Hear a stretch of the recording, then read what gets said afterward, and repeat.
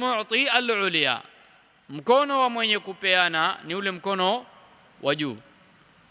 Wabda biman ta'ul, na uanze kwa wale ambao walioko karibu nawe, watu wa karibu ambao wewe ndio msimamizi wao katika nafaka, ummuka au ummaka wa abaka wa ukhtak, mamako, babako na dadako, wa akhaka na ndugu yako, thumma adnaka fa adnaka, yani kisha wa karibu na wewe na karibu na wewe.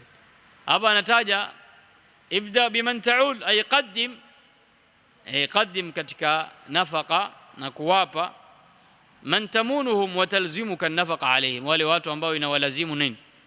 Nafaka.